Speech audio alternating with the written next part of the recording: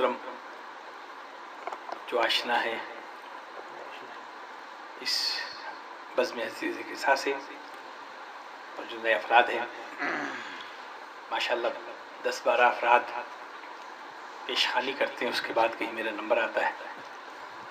آج حسن اتفاق کہیے یا آپ کے لیے حسن امتحان کہ آج سارا کچھ میرے حوالے ہے ماشاءاللہ، لیکن گھبرائیے گا نہیں۔ 2 اہم موضوعات اور آپ کی سماعتیں ڈاکٹر علامہ طاہر القادری کے اس جملے سے کہ ہمیں آج تک یہ سمجھ نہ آئی کہ علی کی ولادت کعبے میں ہوئی کیوں، یہ تشنہ تکمیل رہ جاتا، یہ معمہ حل نہ ہوتا اگر ان کا عقد اس سے نہ ہوتا جو رسول کی بیٹی ہے۔ اس لیے کہ اگر بیٹی رسول کے گھر کی ہے تو لڑکا اللہ کے گھر کا ہونا چاہیے۔ قادری صاحب کا جملہ ہے، اور مجھے جزئیات بیان نہیں کرنی ہے، نظر کا مجمع ہے۔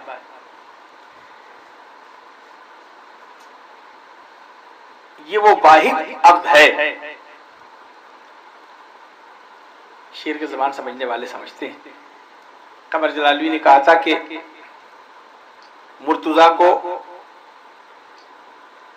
خانہ زادے رب اکبر دیکھ کر بیاہ دی بیٹی پیمبر نے بڑا گھر دیکھ کر۔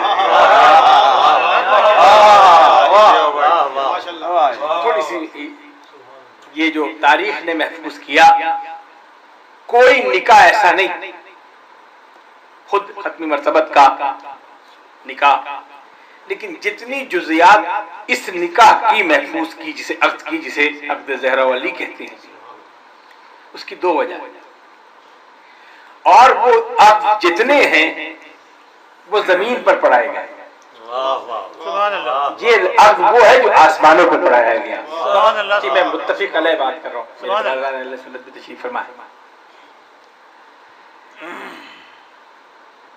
یہ دونوں ہستیاں، ایک دختر رسول اور ایک علی بن ابی طالب، یہ طے کرنا کہ کس کے فضائل زیادہ ہیں یا کس کا مرتبہ زیادہ ہے، دیکھیے میں دشوار منزلیں ہیں میرے لیے، لیکن میں گزر جاؤں گا کیونکہ ذکر اس کا ہے۔ اگر علی نہ ہوتے تو فاطمہ کا کف نہ ہوتا، اور اگر فاطمہ نہ ہوتی تو علی کا ہمسر نہ ہوتا، لیکن دونوں میں ایک قدر مشترک ہے جسے عصمت کاملہ کہتے ہیں۔ عصمت کیا چیز ہے؟ ٹھیک ہے، مجھے موقع ملا ہے، میں بھی کوشش کروں کہ کوئی ایسی باتیں جو آج تک کچھ گزار نہ ہو سکی ہوں۔ دیکھیے عصمت کاملہ کہتے کس کو؟ معصوم، ویسے تو کہتے ہیں کہ فلاں شخص بہت معصوم ہے، یہ بچہ بہت معصوم ہے، یہ معصوم کا جو لفظ ہے یہ ایک رویے کا اظہار ہے، لیکن ہمارے عقیدے میں جسے معصوم کہتے ہیں وہ عصمت کبریٰ ہے، عصمت کاملہ ہے، یہ صفت ہے، وہ جوہر ہے جو یا انبیاء میں ہے یا اماموں میں ہے۔ 14 معصومین کی جو ہمارے یہاں اصطلاح ہے کہ ہمارے 14 معصومین ہیں، اس کا یہ مطلب نہیں ہے کہ باقی لوگ معصوم نہیں ہیں، یہ معصوم ان معنوں میں نہیں، بلکہ یہ وہ منصب ہے جو عصمت کاملہ عطا کی ہے اللہ کی طرف سے۔ دیکھیں عصمت مطلقہ کہتے کس کو ہیں؟ میں ان لفظوں کو استعمال کرتے ہوئے بھی گھبراتا ہوں کہ اپنے نوجوانوں کو سمجھانے کے لیے۔ کمال عصمت ہمارے مسلک جعفریہ میں حضرت اسد صاحب نے بہت آسانی سے سمجھا دیا تھا کہ قرآن کیا ہے؟ لا ریب فی، جس میں کوئی شک نہیں، تو جب کتاب ایسی ہو جس میں کوئی شک نہیں تو جو صاحبان کتاب ہو وہ لا عیب فی ہو، ان میں بھی کوئی شک نہ ہو، ان میں بھی کوئی عیب تو جن میں کوئی عیب کا امکان نہ ہو اسے عصمت کاملہ کہتے ہیں. انبیاء سے خطا کا امکان نہیں. دیکھیے ابھی وہ ویسے ہیں علماء کرام کا موضوع ہے, میں طالب علم. جہاں خطا کا امکان نہ ہو وہ منصب ہے معصوم کا. انبیاء معصوم ہیں, رسول معصوم ہے, اور چہاردہ معصومین اکثر لکھا ہوا دیکھا ہوگا, یہ معصوم ہے. یہ منصب کے حوالے سے کہ ان کا منصب معصوم ہونا, خطا کا امکان نہیں. لیکن اب مجھے اپنی اس شہزادی کی عظمت بیان کروں. یہ جو جوہر ہے عصمت کا, یہ آدم میں اپنے کمال پہ نہیں ہے, نوح میں اپنے کمال پہ نہیں ہے, رسول میں اپنے کمال پہ نہیں ہے. عصمت جہاں مجسم ہوتی ہے اسے فاطمہ زہرا کہتے ہیں. مشکل منزلیں طے کرتے ہیں. جس بزم میں آپ تشریف فرما ہے یہ ہے بزم حدیث کے ساتھ. یہ حدیث کے ساتھ, یہ حدیث ہے چادر والی حدیث. اہل سنت یہاں بھی موجود ہے اور متفق علیہ اہل تشیع کے یہاں بھی اسے چادر والی حدیث. کسا کا مطلب چادر. اور وہ آپ سنتے ہیں کہ رسول گھر میں داخل ہوئے اور اپنی بیٹی سے کہا کہ مجھے میری چادر اڑا دو, یمانی کملی مجھے اڑا دو. جھوم کے یہ تو کہتے ہیں کہ کالی کملی اوڑھنے والا رسول.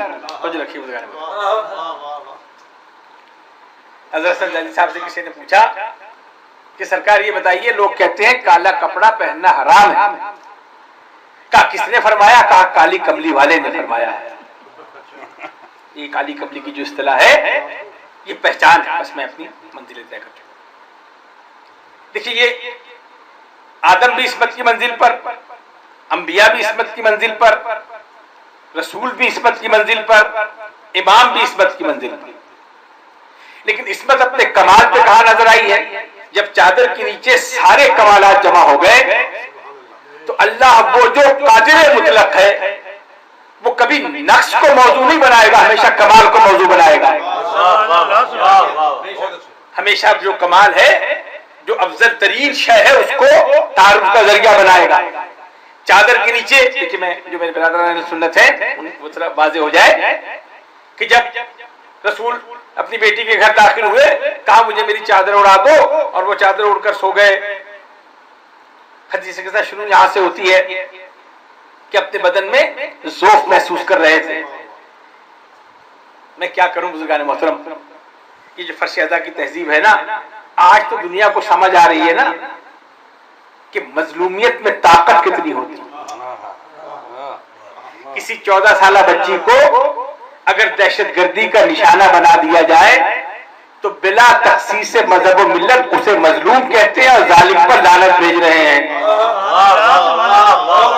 یہ صفت ہے نا, یعنی مظلومیت میں یہ کمال ہے کہ 1400 سال گزر جانے کے بعد بھی آج کے معاشرے میں اگر کوئی ظلم کر رہا ہے تو یہ نہیں دیکھتے کہ ظلم کرنے والے کا منصب و مرتبہ کیا ہے. وہ ظالم ہے, جس پر ظلم ہو رہا ہے وہ مظلوم ہے. اور اگر مظلوم کی حمایت نہ کرے تو بڑے بڑے عالم دین اسے انسانیت میں نہیں گردانتے. تو مجھے کہنا صرف اتنا ہے کہ اگر آج کی 14 سالہ بچی اگر ظلم کا نشانہ بن جائے تو ظالم پہ لعنت بھیجنا واجب ہے. تو اگر 1400 سال پہلے کسی 6 مہینے کے بچے کے تیر چڑھایا جائے گلے پر تو کیا وہ ظالم نہیں کہلائے گا؟ یہ اس فرشیزہ کی یہ تہذیب ہے. بس مجھے اپنی گفتگو سمیٹنا ہے. جب پانچوں جمع ہو گئے, ابھی چادر نیچے ہے کون کہ میں اپنے بدن میں ذوف محسوس کر رہا ہوں. کیونکہ یہ 10 سال سے یہ سلسلہ جاری ہے, گھبرا رہا ہوں کہ جو میرے مستقل سامعین ہیں ان کو تکرار کی زحمت گوارا کرنی پڑے گی, اور جو میرے نئے سامعین ہیں وہ میرے ہم رکاب ہو جائیں گے. رسول نے کہا میں اپنے بدن میں ذوف محسوس کر رہا ہوں. بدن اور ہے, جسم اور ہے. جسم وہ ہے جس میں سر بھی شامل ہوتا ہے, بدن وہ ہے جس میں سر شامل نہیں ہے. رسول نے یہ نہیں کہا کہ میں اپنے جسم میں ذوف محسوس کر رہا ہوں, رسول نے کہا میں اپنے بدن میں ذوف محسوس کر رہا ہوں. پتہ لگا کمزوری یا ذوف ہے وہ بدن میں ہوتی ہے, ذہن میں نہیں ہوتی. عصمت کاملہ کی منزل پر رسول فائز ہے, تو اگر کبھی کوئی کسی موڑ پر رسول کے دماغ پر، رسول کے ذہن پر شک کرے تو ضرور نعوذ باللہ ان چیزوں کو دیکھ لیا کیجئے کہ جو عصمت کاملہ کی منزل پہ اس میں نقص نہیں ہوتا. اور یہی وجہ ہے کہ وہ جو رسول کے بدن میں ذوف محسوس ہو رہا ہے، ذوف کیا ہوگا؟ کوئی بخار کی کیفیت ہوگی. کیا کہا کہ مجھے میری چادر اڑا دو. اب اس میں کچھ گوشے ہیں، میں چھوڑ نہیں سکتا. آپ بھی صاحب اولاد ہیں، آپ کا ماشاءاللہ بھرا گھر ہو اور ایک دو نہیں، تعداد میں کثرت سے ازواج ہو تو ایک چادر کو کہاں ہونا چاہیے؟ جو آپ کی چادر ہے وہ کسی نہ کسی زوجہ کے گھر میں ہونا چاہیے. اور زوجہ ازواج رسول ان کے مرتبے کا کیا کہنا. لیکن جب یہ بیٹی کے گھر آ رہے جو کہ علی کا گھر ہے، ان سے کہہ رہے ہیں مجھے میری چادر اڑا دو. تو دو ہی باتیں ہیں، یا تو یہ مانیے کہ یہ چادر اور لوگ سنبھال نہیں سکتے، یا یہ چادر کوئی عام چادر نہیں ہے، عصمت کی چادر ہے، اسی لیے مقام عصمت پر ہے. چادر عصمت ہے نا، تعارف عصمت کبریٰ کا تعارف کرانا. چادر اڑ کر اب پوری حدیث کے ساتھ نے سنی بھی ہے کہ بدن میں ذوف محسوس ہو رہا ہے، اور حدیث کے ساتھ جب ختم ہوتی ہے تو ایک دوسرے کو مبارکباد دے رہے ہیں.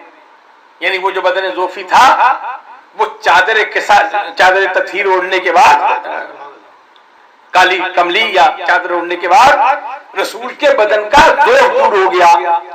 اب آپ کو سمجھ آئے اس نسبت کہتے کس کو ہیں؟ جس چادر کے مس ہونے سے رسول کی بیماری دور ہو جائے، اگر اس چادر کے صدقے ہم دعا مانگ لیں تو یہ بدعت نہیں ہے، سنت رسول ہے. تعارف کیا ہے؟ تعارف کیا ہے؟ جب پانچوں جمع ہو گئے، اب پانچ ہے کون؟ ایک وہ ہے جو اللہ کا محبوب ہے، جسے کبھی مدثر کہہ کے، کبھی مزمل کہہ کے جو ساری کائنات بنائی، اے محمد تیری خاطر، وہ بھی چادر کے نیچے موجود. ایک وہ ہے جس پر ولایت کا اختتام ہے، علی اللہ کا ولی، وہ موجود ہے. دو جوانان جنت کے سردار موجود ہیں، مرتبے میں کوئی کم نہیں ہے. اصول کیا بنتا ہے؟ تعارف ہوتا کہ چادر کے نیچے رسول ہیں، ان کی بیٹی ہے، ان کے داماد ہیں، ان کے نواسے ہیں. لیکن اللہ نے تعارف کیا کرایا؟ پوچھنے والا جبریل، ناقص آدمی نہیں پوچھ رہا، فرشتہ پوچھ رہا ہے کہ یا بارہا چادر کے نیچے ہے کون. دیکھیے مجھے ساری حدیث کے ساتھ پڑھنی پڑ رہی ہے، اسی لیے خاموشی ہے. جب پانچوں جمع ہو گئے تو اللہ نے جھوم کر تعارف کرایا، یا ملائکتی و سکان سماواتی، اے میرے فرشتوں، اے آسمانوں پر رہنے والوں، سنو میں کیا کہہ رہا. فرشتے اور سکان سماواتی، جو آسمان پہ رہ رہا ہے وہ سنے میں کیا کہہ رہا ہوں. اللہ کہہ رہے ہیں کہ چادر کے نیچے ہے کون، نام نہیں لیا، پہلے تمہید باندھی. میں نے زمین کا فرش بچھایا تو ان پانچوں کی خاطر، میں نے آسمان کا شامیانہ سجایا تو ان پانچوں کی خاطر، میں نے دریاؤں کو روانی دی تو ان پانچوں کی خاطر، میں نے سورج چاند کی قندیلیں بنائی تو ان پانچوں کی خاطر. کیا کہنا اس خالق کا جو اپنی خلقت کو کمال پر لے جا کر تعارف کا ذریعہ بنا رہا ہے. فخر کرنے کے بعد کائنات بنانا اس کا فخر ہے، لیکن اس کے بعد تعارف کیسے نہیں کراتا؟ کہتا ہے مجھے اپنی عزت و جلالت کی قسم ہے. علمی گفتگو ہے، علماء کرام سے سنی ہوئی. پورے قرآن میں اللہ نے قسمیں کھائی ہیں، گھوڑوں کے ٹاپوں سے، سموں سے اڑنے والی چنگاری کی قسم، شہر بلد کی قسم، لیکن کہیں اپنی عزت و جلالت کی قسم نہیں کھائی ہے. لیکن جب آل محمد کا تعارف کرایا تو اپنی عزت و جلالت کا کو حوالہ دیا. پشتو کلچر کے لوگ سمجھتے ہیں پگڑی اس کے قدموں پر رکھی جاتی ہے جہاں پگڑی کا بھرم رکھا جاتا ہو. ہر کوئی رسک نہیں لیتا. اللہ اپنی عزت و جلالت کی قسم کسی عام فقہی مسئلے کے تعارف کے لیے نہیں کر رہا، آل محمد کے تعارف کے لیے کروا رہا ہے. اپنے عزت و جلالت کی قسم کہ میں نے یہ کائنات پیدا کی تو ان پانچوں کی خاطر. جب یہ کہہ چکا اللہ تو پوچھ کون رہا ہے بزرگان محترم؟ جبریل پوچھ رہا ہے بارے چادر کے نیچے ہے کون؟ وہ فرشتہ. میں کہا وہ جملہ ہے لیکن جملہ اچھا اس لیے عرض کر دوں کہ یہ پریشان نہ ہوا کرے کہ آل محمد کیا ہے، اس کو پہچاننے کی کوشش نہ کرے. جب ہمارے فرشتوں کو نہیں خبر کہ چادر کے نیچے کون ہے تو ہمیں کیا پتا ہوگا؟ تبھی تو جبریل نے پوچھا نا. روز کا آنے جانے والا جبریل ہے، روز ہر ایک کو الگ الگ جانتا ہے، لیکن پوچھ کس کے لیے رہا ہے؟ اپنے لیے نہیں پوچھ رہا، بعد میں آنے والے بددیانت مورخوں کے لیے پوچھ رہا ہے کہ چادر کے نیچے ہے کون. جبریل خود بھی بتا سکتا تھا لیکن پوچھ کر بتا رہا ہے کہ تو نے خلق کیا، تو ہی تعارف کرا. وہ شے ہے بزرگان محترم. لیکن جبریل کی مجبوری سمجھ لی. یہ میں گزارش کر رہا ہوں، یہ ہماری تاریخ، ہماری تہذیب ہے. حدیث کے سفر جو گفتگو ہے علماء کرام نے اس میں بڑی گفتگو کی. جبریل کیوں نہیں پہچان سکا؟ لیکن بہت سے مسئلے حل ہو جائیں گے ان چھوٹے چھوٹے جملوں سے. جبریل کیا محمد عربی کو نہیں جانتا جن کے لیے روز وحی لے کر نازل ہوتا ہے؟ اس علی کو نہیں جانتا کہ جس کے تلوار کا نشان اس کے شہپر پر ہو؟ اس فاطمہ زہرا کو نہیں جانتا جن کے گھر کی چکی پیستا ہو؟ اور ان شہزادوں کو نہیں جانتا جن کے جھولے جھلاتا ہو؟ تو پوچھ کیوں رہا ہے؟ جبریل نے کہا پوچھ اس لیے رہا ہوں کہ نور الگ الگ ہو تو پہچانا جاتا ہے محمد کون ہے، علی کون ہے، فاطمہ کون ہے، حسن حسین کون ہے. لیکن جب چادر عصمت کے نیچے جمع ہوئے تو جبریل فرق نہیں پیدا کر سکا تو ہمارا کیا پیدا کر سکتے ہیں؟ پہچان نہیں سکا نا. بس توجہ، اسی لیے پوچھا بارے لہا چادر کے نیچے ہے کون. بس جس مندر تک لانا جاتا وہاں اللہ تعارف کرا رہا ہے جس کے آگے کمال کی حد کوئی نہیں، نقص کا امکان نہیں. اسے چاہیے تھا نا، نعوذ باللہ. دیکھیے اردو کی مجبوری ہے. اگر اللہ کہتا ہے یہ رسول ہے، ان کے بیٹے ہیں، ان کے داماد ہیں، کیا کہا؟ اب حدیث قصہ کے جملے ہیں، ہم فاطمہ و ابوہا و بالوہا و بنوہا. یہ فاطمہ ہے، یہ ان کے والد ہیں، یہ ان کے شوہر ہیں، یہ ان کے بچے ہیں. لیکن مجھے تکرار کی اجازت دیجیے گا. رشتوں سے تعارف کرایا اس لیے کہ گھر کی بات ہے، گھر کا تعارف کرایا. گھر میں دیواروں سے تعارف نہیں ہوتا، رشتوں سے تعارف ہوتا ہے. اسی لیے کہا کہ یہ فاطمہ ہے، یہ ان کے والد ہیں، یہ ان کے شوہر ہیں، ان کے بچے ہیں. اب میرے ساتھ توجہ رکھیے. شہزادی کا ایک لقب ہے کہ دائرہ مرکز عصمت ہے، یعنی عصمت کا جو دائرہ ہے اس کا مرکزہ ہے یہ بی بی. یہ لقب ہے. دائرہ کہتے کس کو ہے؟ جیومیٹری کے لوگ جانتے ہیں. کوئی گول شے بنا دے اور آپ کہیں یہ دائرہ ہے تو جو جیومیٹری کا آدمی ہے وہ کہے گا بے شک یہ گول ہے، لیکن دائرہ اس وقت ہوگا جب مرکز سے 3 جگہ سے فاصلہ برابر ہوگا. 3 جگہ سے فاصلہ برابر ہوگا تب دائرہ مکمل ہوگا. اب جو تعارف کرایا وہ 3 جگہیں ہیں، ایک رسالت ہے، ایک ولایت ہے، ایک شہادت ہے. تینوں کے لیے عصمت شرط ہے.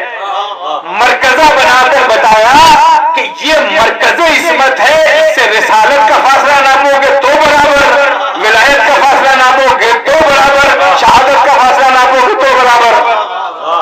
جو امامت، ولایت اور رسالت کے فاصلے کو برابر کرے اسے فاطمہ زہرا کہتے ہیں.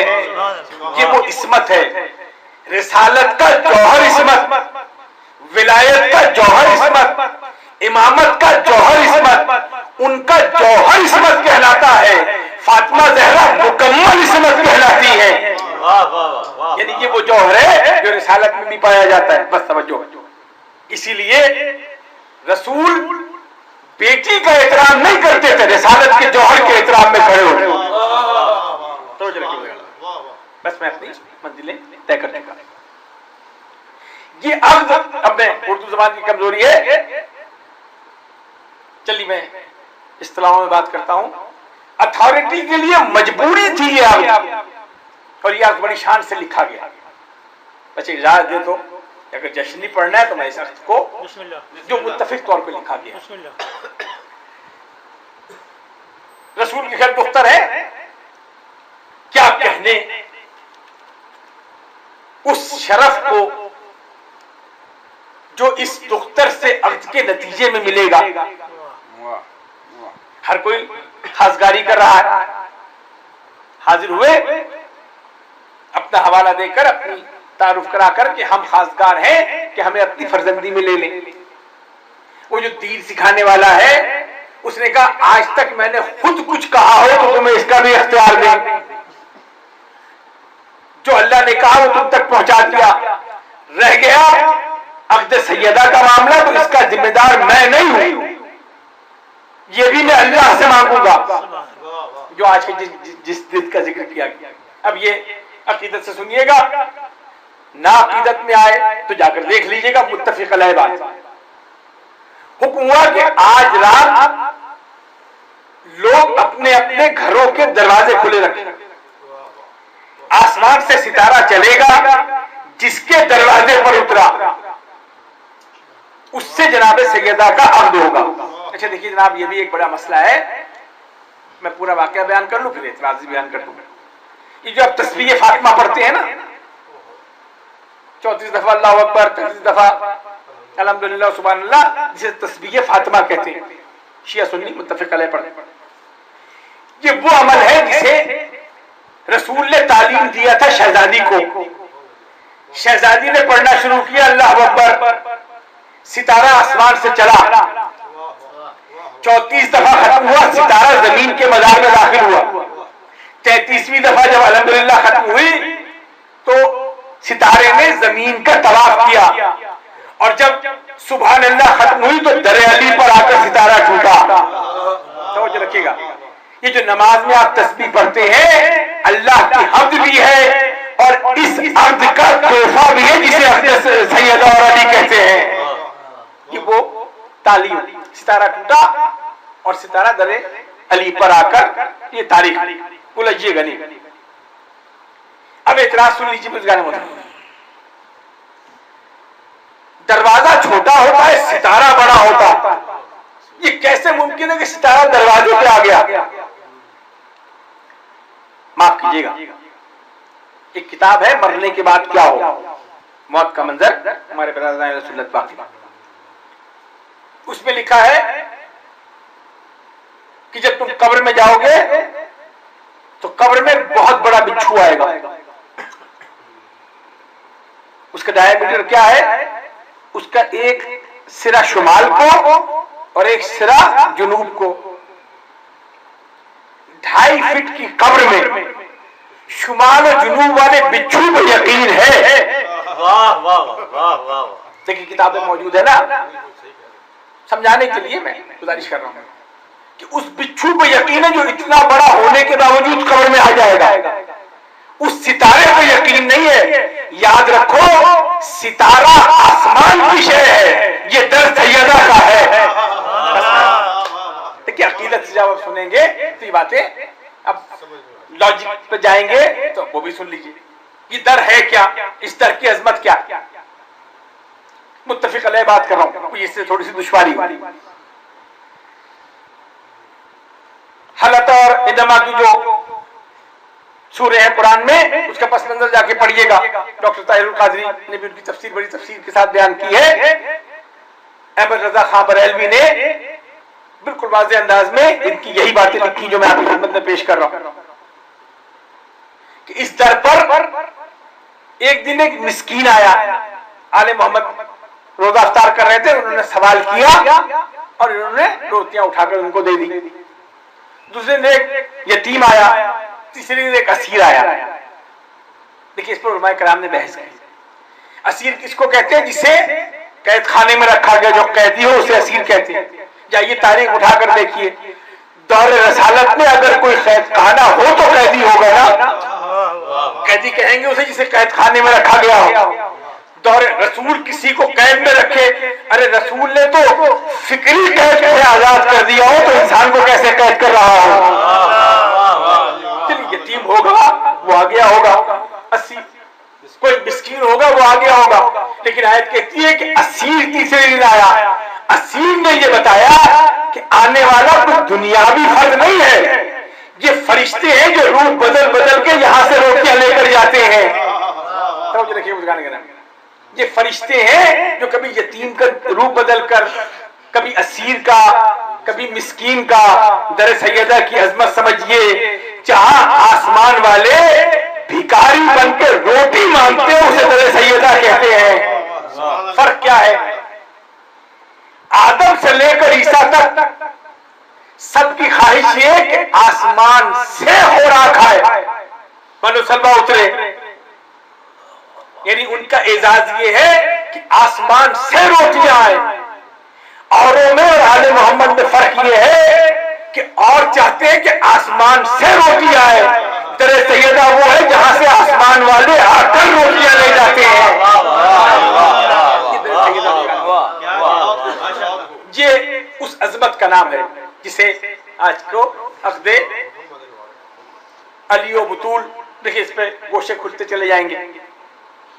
یہ جس شان سے یہ عرض ہوا ہے اس پہ کمال دیکھیے، تاریخ میں لکھا. پوچھا علی تمہارے پاس کیا ہے؟ میں ممکن نہیں کہ علی کے فضائل کے بغیر گفتگو نہ تمام چھوڑ دوں.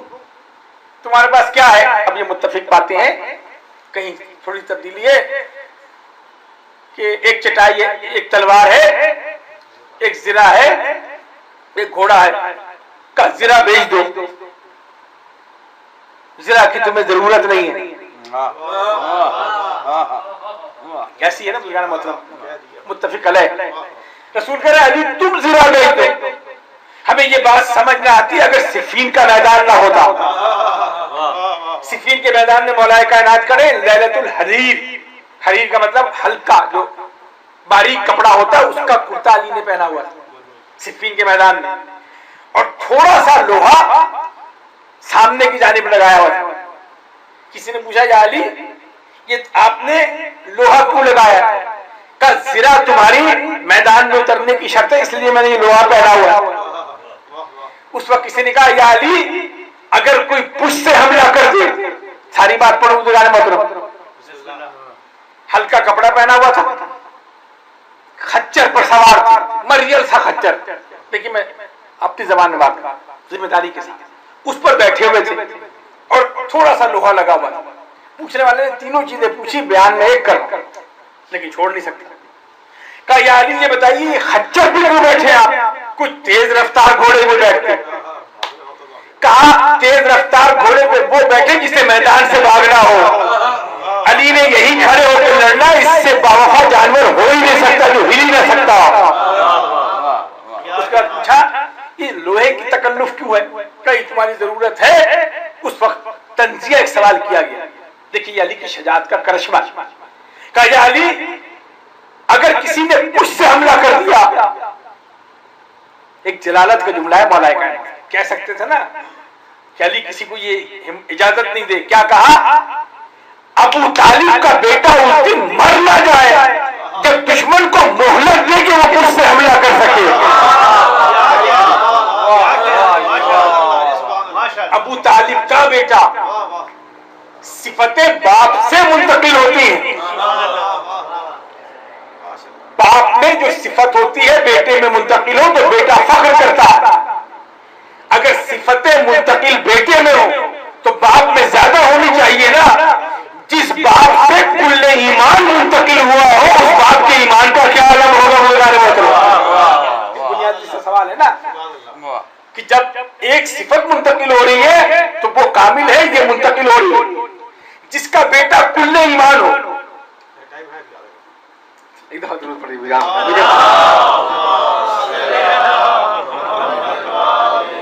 اچھا کل ایمان کی اصطلاح آج واضح کر دوں بچوں کو، جتنے بچے ہیں ان کو سمجھانے کے لیے جو بزرگ ہیں. یہ علی کو کل ایمان کا خطاب کہاں ملا؟ اچھا یہ کوئی ایسی غیر مانوس سی بات نہیں ہے. یہ جنگیں موجود ہیں، بچوں کو اسکولوں میں پڑھائی گئی ہیں. ایک ہے جنگ خندق، اور تاریخ میں اسی طرح موجود ہے. جناب سلمان فارسی نے مشورہ دیا کہ خندق کھود لی جائے. دیکھیے جو جدید دور کی بات کریں، جتنی مزدوری ہوگی اتنی اجرت ملے گی. اب تاریخ میں لکھا کہ خندق جو کھودی گئی وہ خندق کہیں سے چوڑی تھی اور کہیں سے تنگ تھی، جہاں سے عمرو ابن عبد ود پھلان کر آیا تھا. اب میرا ایک سوال ہے، جب خندق کھودی گئی ہے، میرا ساتھ دیجیے، جب کام پورا نہیں تو اجرت کیسے پوری مل سکتی ہے؟ جہاں سے خندق تنگ ہے نا وہ کسی کے کام میں کمی ہوگی. علماء کرام نے کہا کہ یہ خندق کی تنگی نہیں ہے، یہ کسی کی دل کی تنگی تھی جو سمٹ کے خندق میں آ گئی تھی. اب میں پورا واقعہ جو شبلی نعمانی نے لکھا وہ بیان کر دیتا ہوں. رسول اپنے اصحاب کے ساتھ بیٹھے، خندق کے بہت سے خوبصورت گوشے، چند دن پہلے بھی بیان کیا، بہت عرصے بعد خندق پڑھنے کی کوشش کرنا. سارے بیٹھے، اتنے میں آنے والے نے وہ خندق پھلانگی اور جھومتا ہوا آیا اور جملہ کہا ہے. اس نے کہا تمہارے یہاں مذہب میں یہ ہے نا کہ جو مارا گیا وہ شہید، جو بچ گیا وہ غازی، اور جس کو شہادت چاہیے میں دینے کو یہاں آیا. جملے کی سختی دیکھیے، یہ کہتا وہ آگے بڑھتا چلا آ رہا ہے جھومتا ہوا. شجاعت میں اپنا ایک مقام رکھتا ہے. جدید دور کے لوگ اس بات کو سمجھتے ہوں کہ جب ہم بات کرتے ہیں تو ہمارے درمیان ان کے آدمی موجود ہیں. ایک سرگوشی ہوئی اور کسی نے کہا کہ جانتے نہیں آنے والا کون ہے؟ ہم نے اس کو دیکھا ہے کہ ہرن کے ٹانگ پکڑ کر 10 ڈاکوؤں سے مقابلہ کرتا تھا. جو رئیسہ ہمت تھی وہ بھی وہی جواب دے گئی. خندق کو خندق کی طرح سنے بزرگان مدد. مفتی جعفر حسین صاحب کو جملہ بیان کیا. جب یہ آیا اتنا بڑا بہادر تو کیفیت کیا تھی اصحاب کی جو رسول کے صحابی تھے؟ ایسے بیٹھے جیسے سروں پر پرندے بیٹھے ہیں. قرآن کے الفاظ کہ ہلانا نہیں. مفتی جعفر حسین صاحب کے میں نے اپنی کانوں سے سنا ہے، بیان کر رہا ہوں. مفتی جعفر حسین صاحب نے اس کی توجہ بیان کی کہ یہ کون سا محاورہ ہے، اردو زبان کا محاورہ ہے. کا عرب میں جب دیکھیے بہت پرانے سننے والے بیٹھے ہیں اور مجھے پتا ہے مصلحتاً خاموشی اختیار کریں گے لیکن میں گزر جاؤں گا. کہا کہ جب اونٹ کے دماغ میں کیڑے پڑتے تو اونٹ جا کے کھلے میدان میں بیٹھ جاتے اور یہ پرندے وہ کیڑوں کو چگنا شروع کرتے. تو اونٹ اس ڈر سے سر کو نہیں لاتا کہ کہیں پرندہ اڑ نہ جائے. خدا جانے اس میدان میں کس کس ذہن میں کیسے کیسے کیڑے تھے کہ قرآن نے تشبیہ دی. اس کی شجاعت کا یہ عالم. جھومتا ہوا رسول کے خیمے تک آیا. آج ناموس رسالت پر جان دینے والوں، قربان ہو جانے والوں، یہ بھی تو ناموس رسالت ہے کہ گستاخ خیمے پر نیزہ لگا کے کہتا ہے کہ کوئی ہے جو میرے مقابلے پر آئے. خلق عظیم جس کی صفت ہے خلق عظیم، انہوں نے جملہ کیا کہا کہ کوئی ہے جو اس کتے کا منہ بند کرے.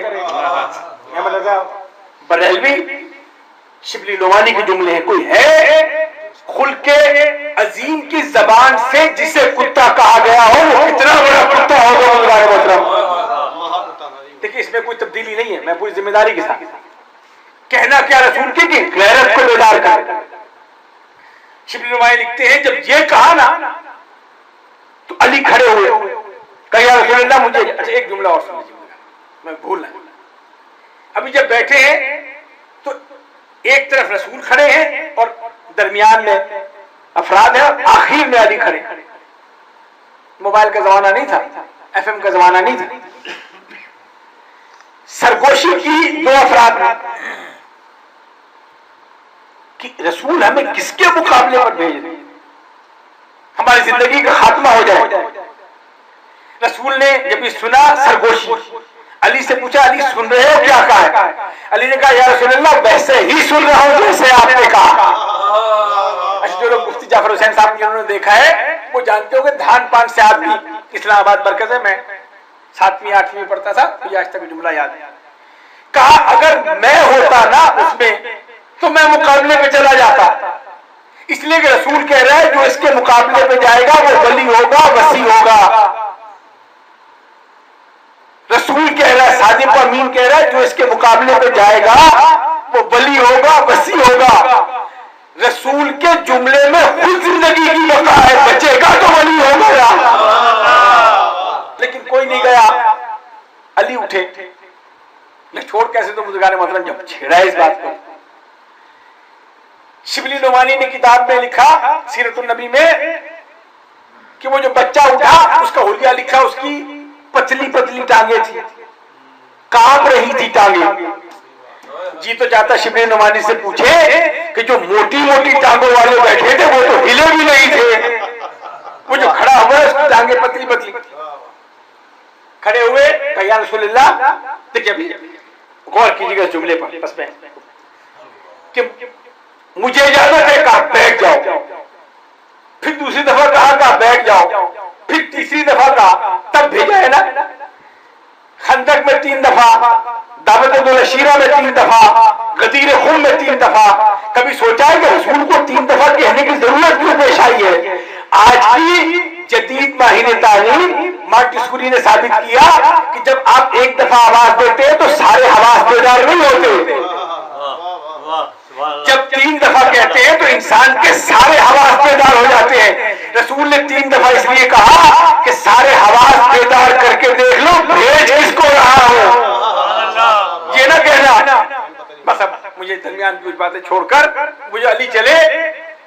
رسول کہہ دیتے کہ یہ جو علی ہے یہ کل کا کل ایمان ہے، نہیں وہاں سے اٹھے نہیں کہا، مجمع سے نکلے نہیں کہا، عربی ترجمہ ہے، وہ جو جا رہا ہے وہ کل کا کل ایمان ہے۔ یعنی مجمع سے علی کو الگ کر کے وہ کہہ کے کہا کہ پہچان لو وہ جو جا رہا ہے وہ کل کا کل ایمان ہے، جو اس کے مقابلے پہ آیا وہ کل کا کل کفر ہوگا، چاہے خندق کا میدان ہو یا محشر کا میدان ہو۔ یہ وہ مقام ہے جہاں علی کے فضائل کھل کے سامنے آتے ہیں۔ آج تک عقل انسانی حیران ہے، دیکھیں 2 جملے آنسو آ جائیں گے، دعا۔ آج تک عقل اعلانی انسانی حیران ہے کہ فضیلتوں کے باب میں جناب سیدہ کا مرتبہ زیادہ ہے یا مولا کائنات کا مرتبہ زیادہ ہے۔ طاہر القادری یاد آ گئے، ان کے جملے بے ساختہ یاد آ رہے ہیں، خدا انہیں سلامت رکھے۔ جو حق بات جس لب و لہجے میں وہ کر رہے ہیں، عظمت اہل بیت اس طرح کبھی اس طبقے نے بیان نہیں۔ ان کا مشہور جملہ سن لیجیے، فیصل آباد میں تقریر فرما رہے، تقریر فرماتے کسی نے چٹ بھیجی، چٹ کو دیکھ کر جیب میں رکھ لی، دوبارہ چٹ آئی، اس کو دیکھا جیب میں رکھ لیا، جب تیسری دفعہ آئے کہا کاش تم مجمع میں نہ پوچھتے، خاموشی سے پوچھتے تو میں بتا دیتا، اب اگر پوچھ لیا تو سن لو۔ پوچھا ہے یہ بتاؤ کہ علی اور معاویہ میں کیا فرق ہے؟ اس وقت طاہر القادری نے کہا بس سن لو یہ فرق ہے کہ اگر معاویہ نماز نہ پڑھتا تو میں اسے کافر مانتا، اور اگر علی نماز نہ پڑھتا تو میں اسے خدا مانتا۔ یہ جملہ موجود ہے، ویڈیو موجود ہے بزرگان محترم۔ خانہ کعبہ میں ولادت نہ کسی کو اس سے پہلے ملی نہ اس کے بعد ملی۔ ہمارے یہاں کا دستور ہے کہ جب بیٹی بیائی جاتی ہے تو بڑے گھر میں بیائی جاتی ہے۔ رسول سے بڑا گھر کائنات میں ہے نہیں، بیٹی اس گھر کی ہے۔ علی کو کعبے میں پیدا کرنا کف بنانے کے مترادف ہے کہ دنیا یہ کہے کہ اگر بیٹی رسول کی گھر کی ہے تو لڑکا اللہ کے گھر کا ہے۔ ایک شاعر تھے ہمارے قیصر باروی، جو لوگ جانتے ہیں 4 مصرے اور میری گفتگو کا، اور اس 4 مصروں کو سمجھ لے تو آج کے میلاد پورا ہو جائے گا۔ یہ 4 مصرے قیصر باروی نے آج سے 12 سال پہلے پڑھے تھے۔ شک نہیں جس میں کوئی وہ تیری یکتائی ہے، کچھ بہکتا ہے نصیری تو وہ سودائی ہے، لم یلد پر میرا ایمان ہے لیکن یارب تیرے گھر سے کسی بچے کی صدا آئی ہے۔ بس اپنی گفتگو ختم کر۔ بیت اللہ اللہ کا گھر کہتے ہیں، اللہ کا مکان نہیں کہتے۔ ابھی حج ہے، کس کا طواف کرنے جا رہے ہو؟ اللہ کے گھر کا طواف کرنا جا رہا۔ اردو زبان سمجھنے والے بیٹھے ہیں، ادب سمجھنے والے۔ زبان مکان اور گھر میں فرق کیا ہے؟ افتخار اس کا مشہور شعر ہے، میرے خدا مجھے اتنا تو معتبر کر دے، میں جس مکان میں رہتا ہوں اس کو گھر کر دے۔ مکان اور گھر میں فرق کیا ہے؟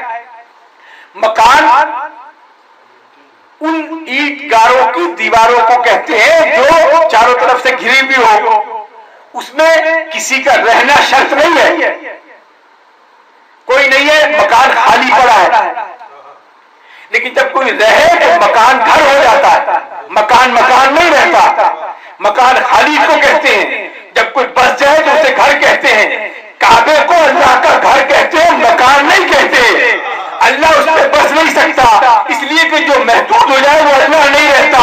علی کو پیدا کر کے یہ بتایا کہ گھر میرا ہے، رہتا علی ہے۔ یہ صفت ہے بزرگان گرامی۔ اور میں اگر کوکب دری کا حوالہ دوں، پوری کتاب برادران اہل سنت کی فضائل علی سے بھری پڑی۔ کوکب دری وہ کتاب جس میں علی کے فضائل، 4 مصرے سن لیجئے اور بس میں آپ سے التماس دعا کہ علی کے فضائل ہے کیا، کہاں تک جائیں گے، کتنے فضائل۔ 4 مصرے افسر عباس کے، شاعر کا نام بڑا مشہور ہے، اور وہ اس سے بات واضح ہو جاتی ہے کہ علی کے فضائل کیا ہیں۔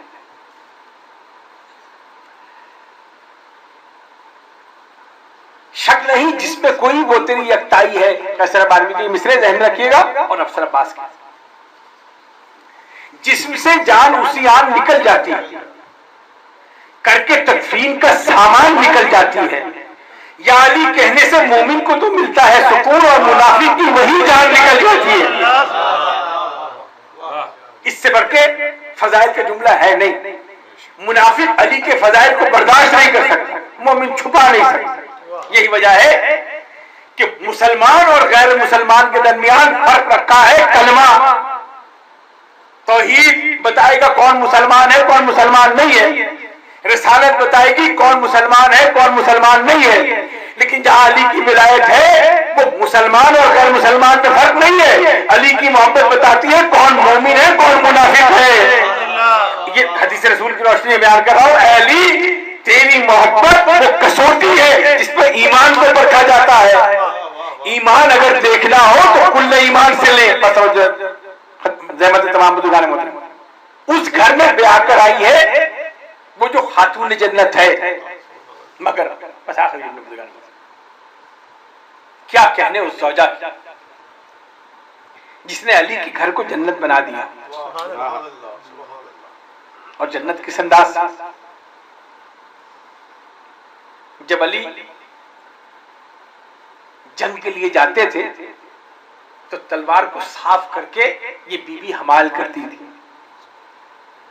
تاریخ کا جملہ ہے، خیبر فتح ہوا تو مسلمانوں کی تاریخ کہ اصحاب رسول نے کہا کہ آج پہلی دفعہ ہم نے پیٹ بھر کے کھجوریں کھائی۔